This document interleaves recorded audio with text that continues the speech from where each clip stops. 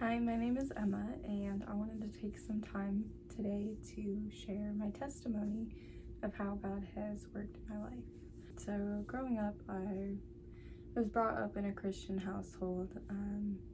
We weren't regular churchgoers, but I would say that I had some strong faith, and even from a young age, I could feel God's love and the Holy Spirit. And I remember getting baptized and um, just wanting to be obedient to the Lord from a young age. When I was in fifth grade, my dad passed away, and that made things kind of difficult for my family. My parents weren't together. It was a very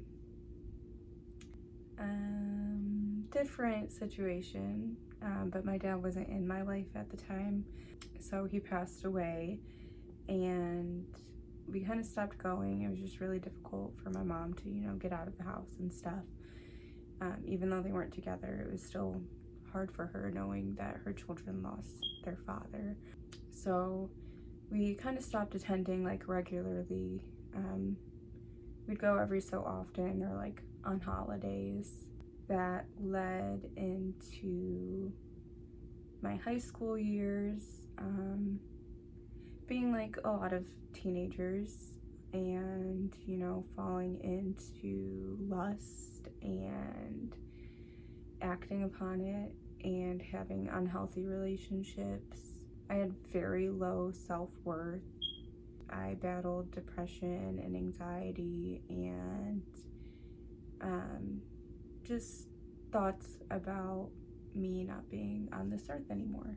I continued with doing things before marriage. When I was 18, I got pregnant and married to my husband, who I'm still with, and we started attending church. And my husband is a great man, even though we lived in sin.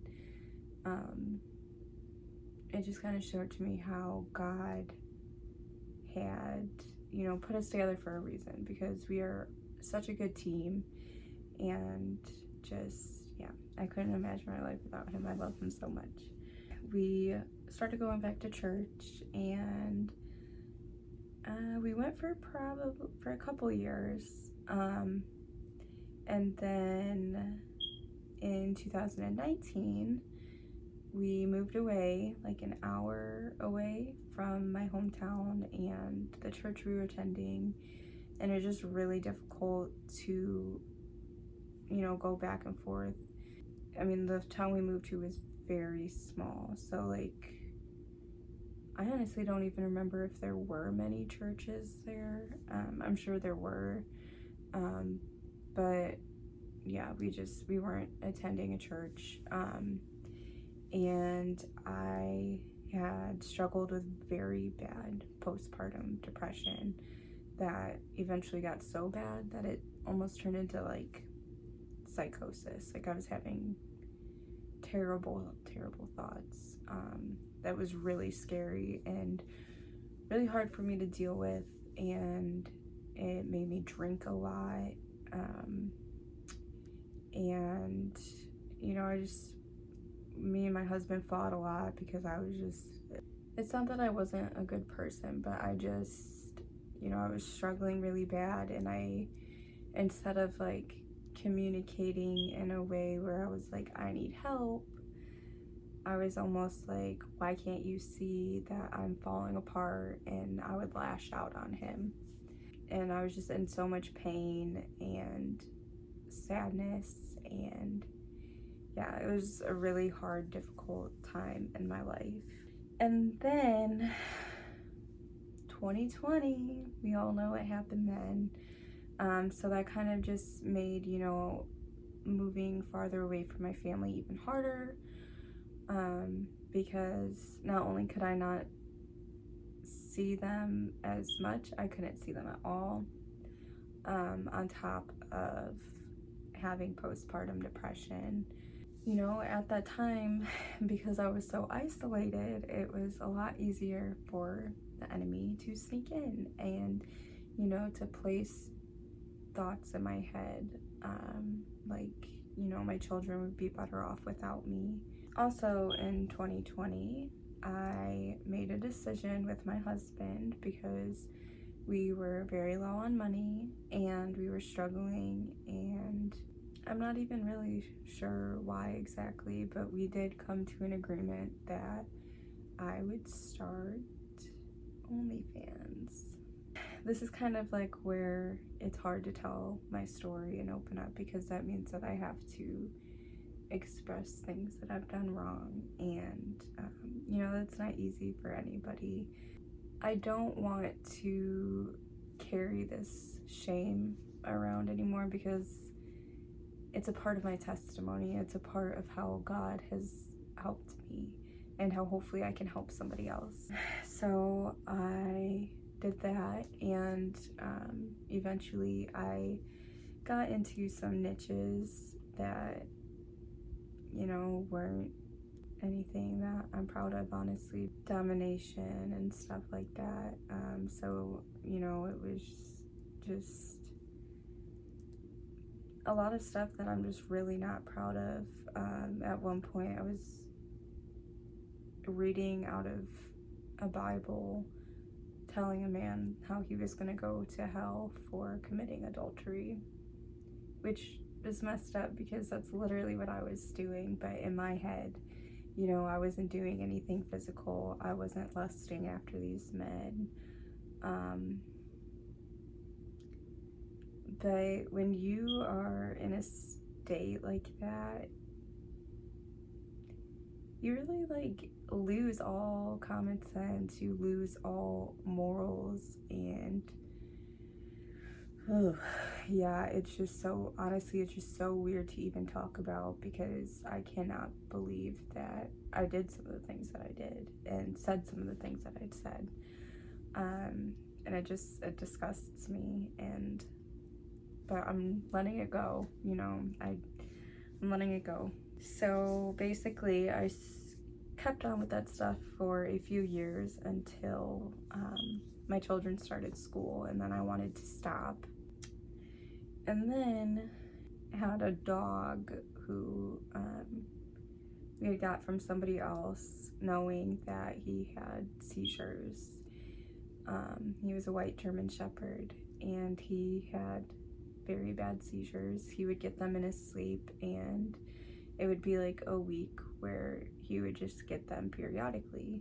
He had got them really bad, so we had decided to take him to the animal hospital, and we got a $2,000 bill.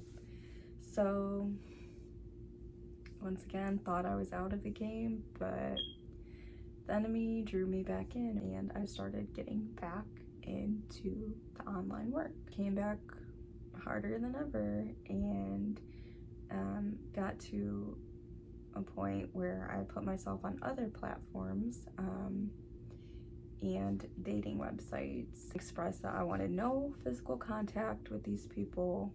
I just wanted to go on dates. I wanted to meet people who could teach me stuff about finances, or how to manage money and stuff like that. I don't even know, it was really dumb. Being accused of selling my body, and eventually word got out, and that is basically how I got out of all of that stuff. My secret life that I had was kind of the cover was blown, and it was right after I started making friends in the community, started getting out there. And then it all just kind of blew up in my face. Rightfully so, though. The Bible even says whatever's done in darkness will come to light. So there you go. But it was really, really, really difficult having these accusations about me thrown in my face, because I'm not what they were calling me. I did not do the things that I was being accused of, but I'm not innocent either. But I did always remain faithful to my husband, at least with my body. My body has only been his for the past almost 9 years. These rumors kind of forced me to slam on the brakes and just reevaluate my life and what I was doing.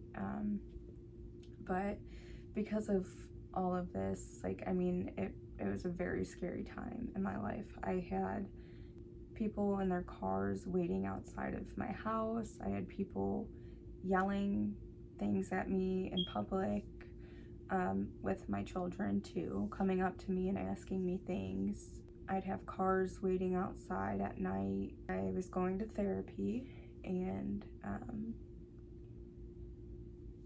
I got put on medication because things were so bad, and I was just like this. I reacted horribly to the medication, and just everything that was going on, and I was at a point where I wanted to take my life, like for the first time in probably a decade. You know, I hadn't had those thoughts like that severe, to where genuinely all I could think about was death. And it was a very scary time in my life. And I remember for the first time in 5 years, I laid in a fetal position on my bed. I was just bawling my eyes out, and I said, God, if you are real, prove it to me. Prove to me that you are real. Like, I will live for you. I will devote myself to you. I will do whatever it is that you want me to do, if you just prove to me that you are real. And at that moment, I just felt like a warm presence come down and like cover me, like I was being held. I don't know, it's just still so amazing to like think about. But I just remember feeling that peace, and just from that day forward, just continuing to pray. So it wasn't even just that where God had saved me. The story only gets crazier. There's a gap in my story. 2020 is when I started. 2021, we moved from an hour away to 6 hours away. Shortly after moving, my sister passed away, my only sister. And so that was really difficult for me to deal with, 6 hours away from family, and kind of having to go back home.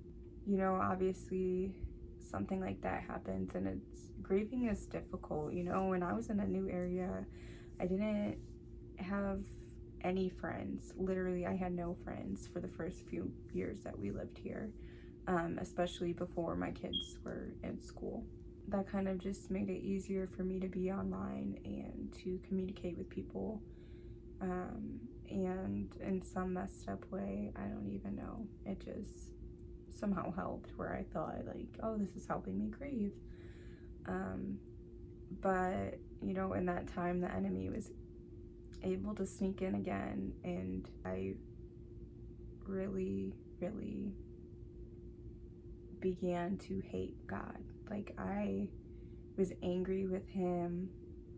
I was so upset that he took my sister. You know, there's so many terrible people who get to live their life doing terrible things, and you know, my sister was an amazing person, so why would he take her? Why did she have to go? But now I know, you know, everything happens for a reason. At that point, I was just angry with God, and kind of just started making a mockery of him, and you know, just becoming very bitter whenever anyone mentioned Christianity, whenever anyone mentioned God or Jesus or anything like that. I would just kind of roll my eyes, or just like feel my body tense up, and I would just get so angry. So in the midst of like doing all my online stuff, I kept having like a reoccurring thought, like, okay, what if he is real? Now I know, you know, that was the Holy Spirit like nudging me, like, hey girl, get your head out of your butt. When she first died, like, there were some very heavy spiritual signs that I was getting from, or like, you know, signs that I was getting from her. And the night before she died, I actually had a dream about her death, and when I woke up, my husband was telling me, hey, you need to call your mom because my phone was dead. And I even had a thought like, hey, maybe you should plug your phone in case something happens to your sister. And I was like, oh, no, it's fine. Like, everything's fine. Nothing's gonna happen. You're just overthinking it. But I was having thoughts like that for a month. Like, that something was gonna happen to her. I don't know why, but I kept having a feeling about it. And I never thought that it would actually happen. When I was getting ready to go back home to see my family, I remember getting in the shower and I could just hear, like, I was bawling my eyes out, but like I could hear my sister in my head like wailing and being like, Emma, I'm so sorry, I'm so sorry. I don't know, it was crazy, but like my mom also experienced something similar to that as well. Driving from her house to my brother's house, where she had heard my sister talking when she was in the car. That stuff is real. Like, it is real. So I want this to be taken very seriously, everything that I'm gonna say, because before I found Christ, I was a very spiritual person. Sorry, my dog's barking. In 2022, just like going through a bad spot where I was grieving the loss of my sister really bad, and I was just missing her and noticing that she hadn't been sending me a lot of signs anymore. And I was just really sad, so I actively started communicating with her. And, you know, things just kept getting crazier and crazier. And I was just like, oh my gosh, like, I'm communicating with my sister. And then there was one night I was watching Selena Spooky Boo, because I don't know, I like to watch her videos of her like doing the ghost hunting and stuff. And she was doing a video with Sam and Colby, I believe. In that video, at the end of the video, they talk about a demon of mimicry who had the same name as my sister. And I just remember like sitting there like and feeling my heart stop and just sink to my stomach, and I just felt nauseated. I just felt so sick and knew that like what I was communicating with was not my sister. And ever since then, I just had like a very dark, negative energy just like stuck to me almost. And then fast forward to this year. So I had been going through with the rumors and stuff, and God saving me from that time of desperation. I just really started sharing a lot about my faith on Facebook and just really becoming, a disciple. I just really wanted to share God's word and know God's word. And around Christmas time, the enemy kind of started attacking, and I went from going to church every Sunday for like 2 or 3 months to like I just stopped going for probably like I'd stop going for a couple weeks and then go, and stop for a couple weeks and go, because my dog who had seizures had passed away in January, so that was really hard.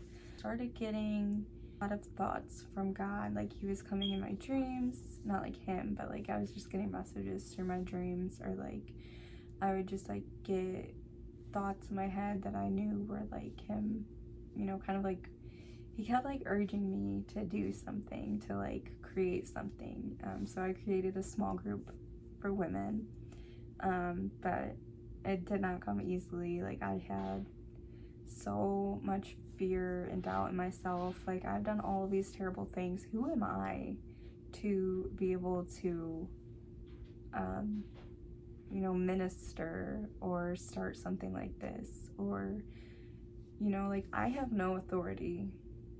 I don't, but the Lord has given it to me. And I had gone to my pastor for weeks just, with all this fear, like, is this really happening? Like, is this really God telling me to do this? And he was like, God doesn't call the equipped, he equips the called. And so that is something that, I just hold near and dear to my heart because it is so true. Like, you think about the disciples that were with Jesus, just people who were looked down upon, but then they transformed because of being around Jesus. And I started discerning my voice, like the negative thoughts that I had about myself, from the enemy's voice, and realizing, like, okay, the thoughts that I'm having are not from me. They're definitely not from God. So I started using discernment to realize it was coming from the enemy. He was placing things in my head for me to have doubt, for me to have fear, for me to, not want to go through with creating the ministry group, or, wanting to self-isolate again, or, whatever it may be. So I just learned how to rebuke it and, tell him, like, hey, Jesus already won this battle. You have no authority over me. Like, go away, shoo fly. And after that, that's when the spiritual attacks became harder. Like, they started hitting harder like never before. But I was so strong in my faith that, like, they couldn't tear me down. I was just brushing it off my shoulder, like, literally, like it was just a bug. I was just flicking it off me. And then one night, I'm laying in bed and I'm laying in bed alone, and trying to go to sleep, and I'm praying, and I just hear these heavy footsteps next to my bed. And I started praying, like, harder, like, oh my gosh, I'm freaking out right now, because I knew, like, anyone who has had, like, spiritual encounters knows, like, the presence that, like, you feel, and it was not a nice presence. And I remember just laying there scared and just praying, and next thing I know, I physically felt like I was being choked. Like, I could not breathe. Like, my body was still, but inside I was freaking out. And it was one of the scariest things that I have ever encountered in my life. And I just remember praying through it, and I just could hear Jesus in my ear.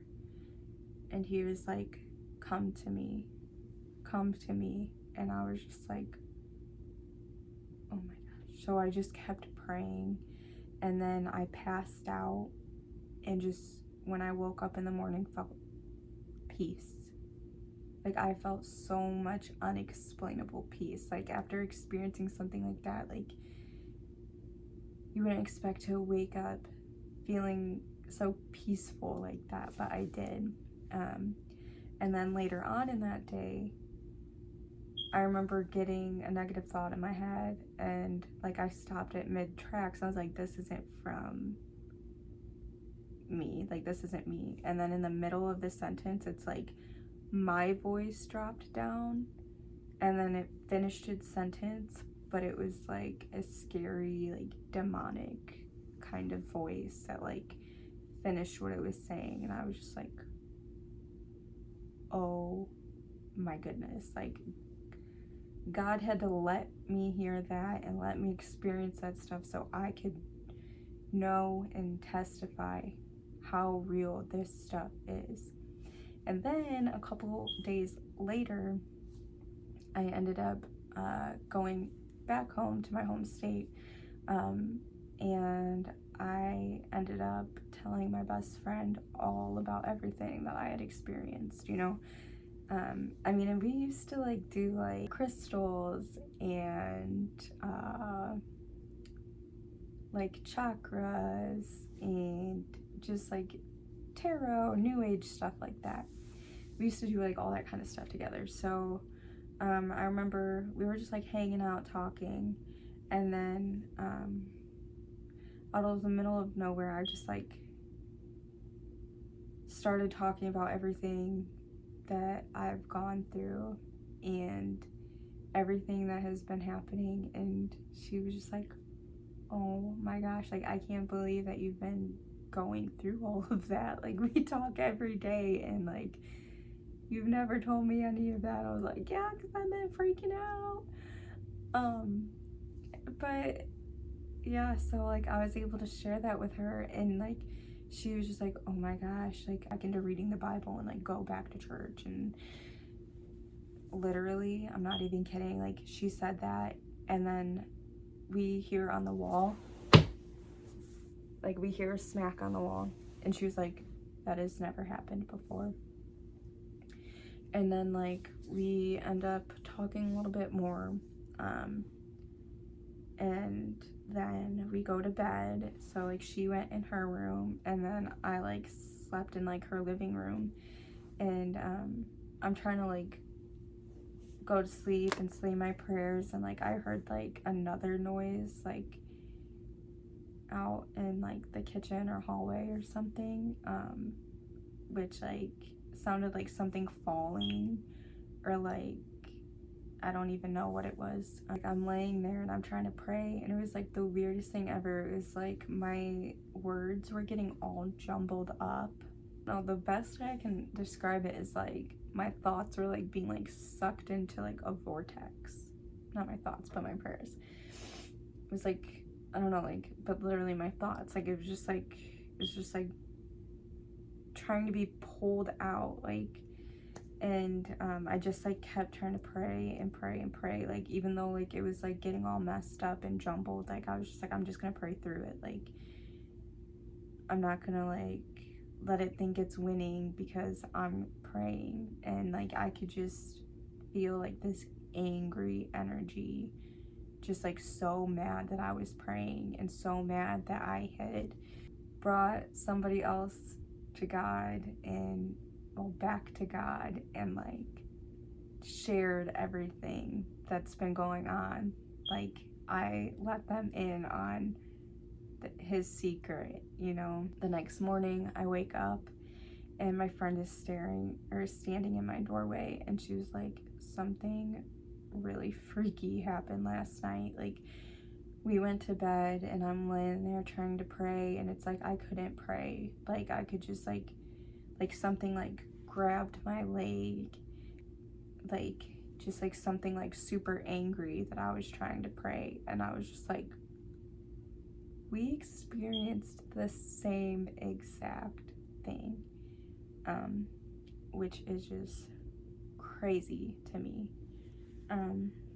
And yeah, so that was the day that I had realized, you know, that was like my first mission from God. Like I was able to share my testimony for the first time, and just talk about how God has, like outside of Facebook, like how God has worked in my life, and just shepherding more people to Him. And after that week, I bought her a Bible, 2 other mom friends a Bible, and then my husband a new Bible.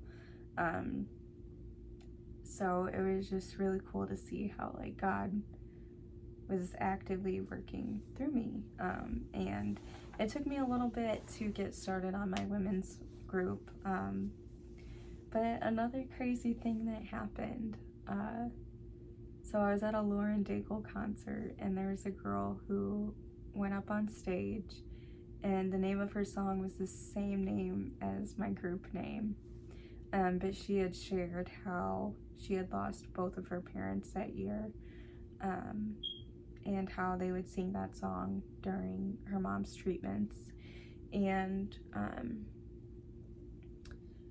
I don't know, I just kept getting like a feeling from God, like, hey, you need to like post in a local group and like look for her. Well, I ended up doing that the next morning, and within an hour found her, which, like, you know, that's amazing. You go to a concert and like those people could be from like hours and hours away, not even in a local group. So like that was just like amazing to me. Like I found her within an hour, and in that same hour my private group grew from 20 people who were in my small town to literally probably like 60 to 80 other women commenting on this post that they wanted to be a part of it too.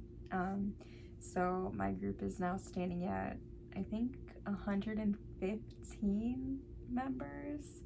And it has just been really awesome to see grow. And I'm just so excited to see how God continues to use me and, just like get out there and share my message and my testimony and how He's worked with my life or worked in my life. And I hope this is encouraging for you, that it doesn't matter what your past is. It doesn't matter the things that are in your story. You can use that. Like God will use your pain. He will use your mess, and He will turn it into your purpose. Whether it's to share your story of how you overcame something, or maybe you didn't do anything wrong. Maybe there's just bad things that happened to you, and you were saved by God. Or there's just so many different ways that we can share our testimony and how God has worked in our lives. And I think it's so important, because the more that we do this, the more we can help others be able to have a relationship with Christ. So I'm really hoping that sharing my testimony is able to help somebody else, or maybe even to feel encouraged that like, hey, mate, you're not so crazy. Like, this stuff does happen and you can be set free. Like, you don't have to let your past define you. You don't have to be shackled by these chains anymore. Jesus Christ will set you free, and I'm proof that He does. Thank you guys so much for watching. Bye.